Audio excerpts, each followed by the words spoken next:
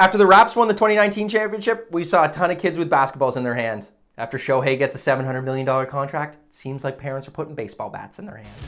This is Sportscentre. Hey, I'm Eric Kirk, filling in for Marissa Roberto, and there are only 4 games in the NHL tonight, and we have 3 Canadian teams in action. So let's talk big picture puck a little and update you on some award races, because they do involve the teams playing tonight. When it comes to the Art Ross, a player who we all thought was out of it in Connor McDavid is right back into it as he faces the Rangers tonight. With 43 points in 28 games, he's still a whopping 14 behind Nikita Kucherov. Considering he has 30 of those 43 points in just his last 14 games alone, it's easy to see why everybody would be foolish to count him out of the scoring title.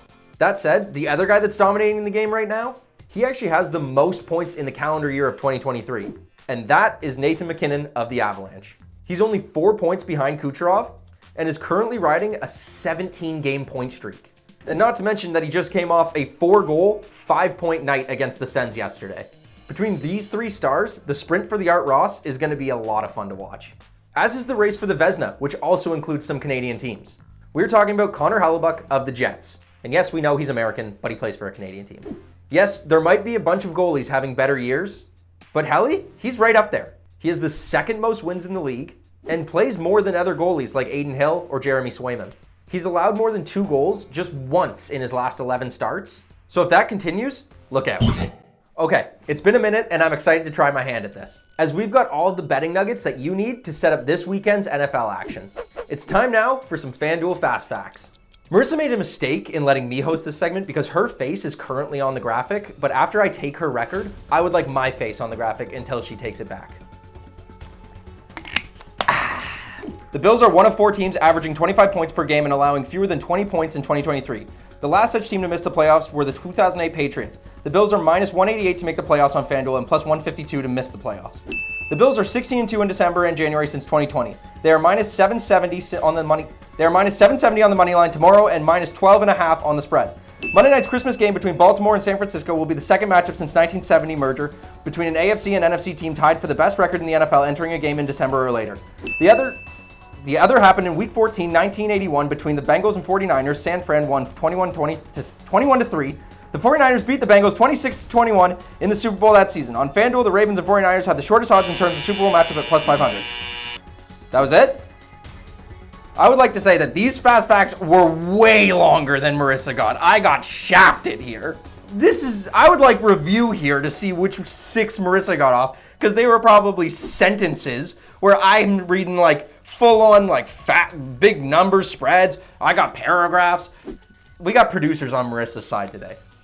TSN and CTV have you covered for all those games I just mentioned, and it all starts Saturday night on TSN with Bills and Chargers. Then Sunday on CTV at 4:25 Eastern, 1:25 Pacific, we've got the Cowboys taking on the Dolphins. Then on Christmas night, we have a possible Super Bowl matchup between the Ravens and the Niners. Let's dive into our own fast facts here, shall we? Lamar, only 1 loss against NFC teams. Lamar almost never loses in primetime games.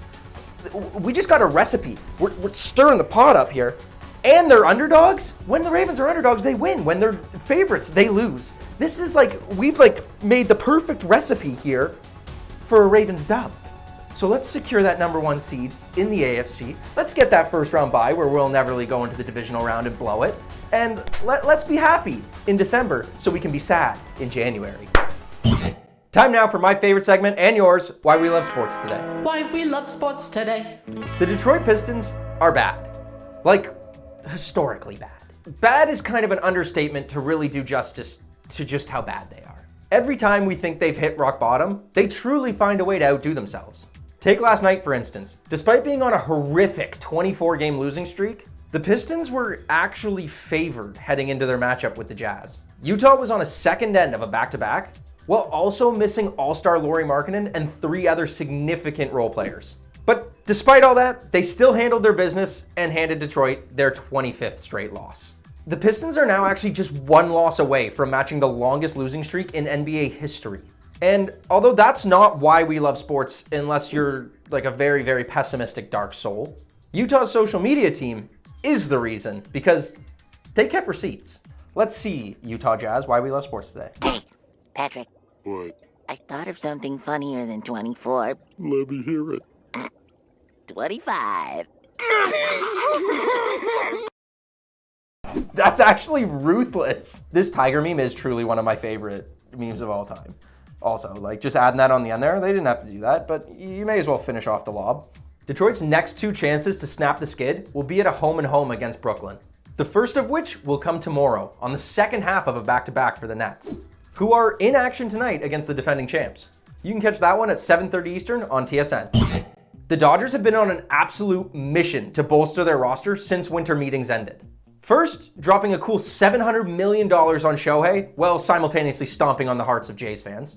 Then, acquiring Tyler Glasnow and immediately signing him to a 5-year, $136 million deal. And then late last night, they were at it again, scooping up coveted Japanese pitcher Yoshinobu Yamamoto on another record-setting contract at 12 years, $325 million. That's $1 million more than Garrett Cole's previous record high for a pitcher. And they also had to cough up an additional $50 million in a posting fee to his Japanese team. If you do some quick math, that means the Dodgers just struck over $1 billion on a pair of Japanese stars in less than a month. But the opportunity to nab a 25-year-old ace as a free agent is almost unheard of in baseball, and you can't blame LA for jumping at the chance. Since transitioning from the bullpen in 2019, Yamamoto has had the best run of a pitcher in the history of Japanese baseball. He's won a cool 3 consecutive MVPs and 3 Sawamura Awards, which is the equivalent of a Cy Young. In over 820 innings, he has a combined ERA of 1.65. Now, the Jays were also reported interested in Yamamoto's services. Shocking. But they weren't the only ones to lose out, as the Yankees had long been the favorites to land him and reportedly did offer him $300 million for 12 years. And that's left some Yanks fans down pretty bad. Breaking news. Yoshinobu Yamamoto has signed with the Los Angeles Dodgers. And Yoshinobu is not a Yankee. Oh yeah. Dodgers fans, you're king of the world. Kings of the world and queens. Shohei and Yamamoto, billion right there. Tyler Glasnow, handsome and really good at baseball. They've won the division 10 of the last 11 years. That one other year, they lost by 1 game, and they just spent over $1 billion free agency. That's awesome. Yankees, I better hope, and I do kind of hope, that extra 25, oh my God, that extra 25 million didn't matter. And maybe it didn't. If he wanted to go to LA for 12 years of his life, you'd like to think that didn't matter. But if I find out ever that it kind of did, I'm a freak out. Yankee fan down bad? Good caption. Listen, sports are tough when your team doesn't get the player you want. But if you're trying to make me feel bad for Yankees fans who are notorious for just going out and buying great players, you're having some trouble. It's not gonna work. That's all for today. We hope you all have a Merry Christmas and a Happy Holidays. Marissa will be back here on Boxing Day with all your highlights from opening day of the World Juniors. Enjoy your time with basketball, football, family, and friends, and get that couch fired up for World Juniors on Boxing Day. We'll see you then.